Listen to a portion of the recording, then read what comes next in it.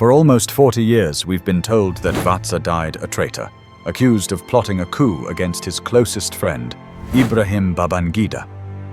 But dig deeper, and the evidence vanishes.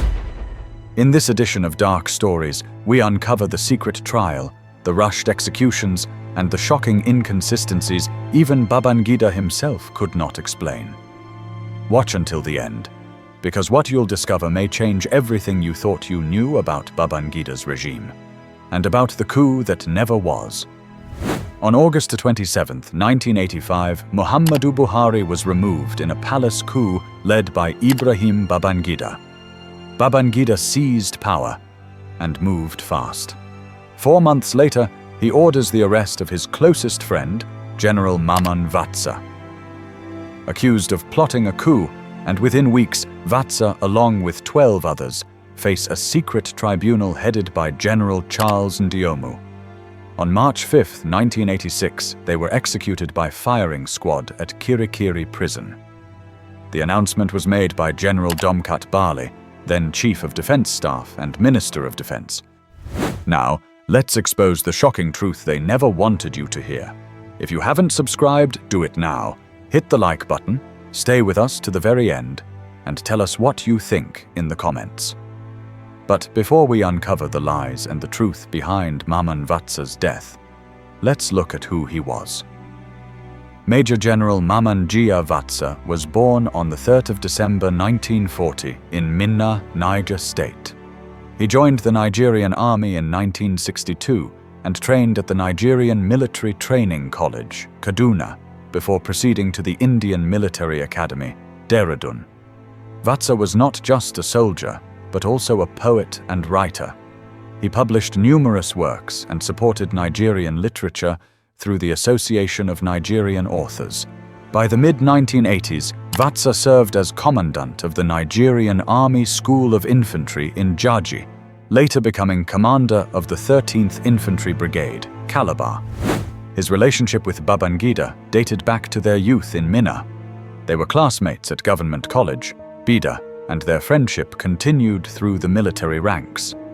Babangida was even Vatsa's best man at his wedding, further cementing the closeness between the two.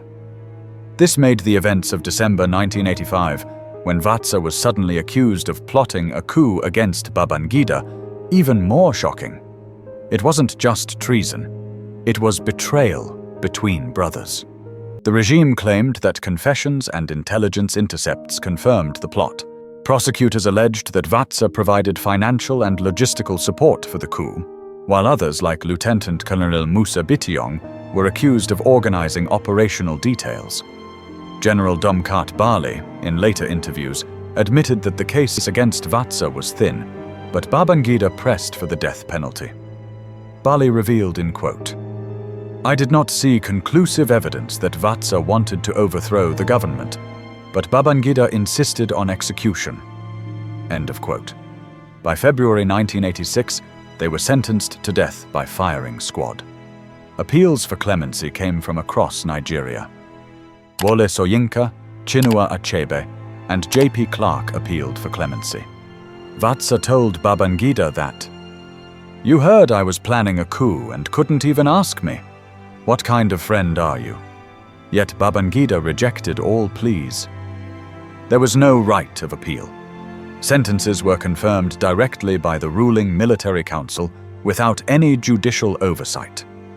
The speed of the trial, the secrecy of the evidence, and the refusal to grant clemency cemented the belief that Vatsa's execution was not just about a coup plot, but about Babangida consolidating power and silencing a respected colleague who might one day challenge him. Was there ever truly a coup plot, or was Vatsa sacrificed to secure Babangida's absolute grip on power? Babangida admitted this years later, saying he first dismissed the talk as idle gossip, only to act when officers around him insisted the rumors were true. Third, Babangida's own behavior raised suspicion. General Domkat Bali revealed that the commander-in-chief insisted on execution despite protests that the case was not strong enough. Babangida pressed on. He described Vatsa as a scorpion in one's pocket. a man who, even in retirement, could turn against him. He pointed to Ghana, where Jerry Rawlings had returned from prison to take power. By his own words, it was not proof of guilt that condemned Vatsa, but the fear of what he might one day do.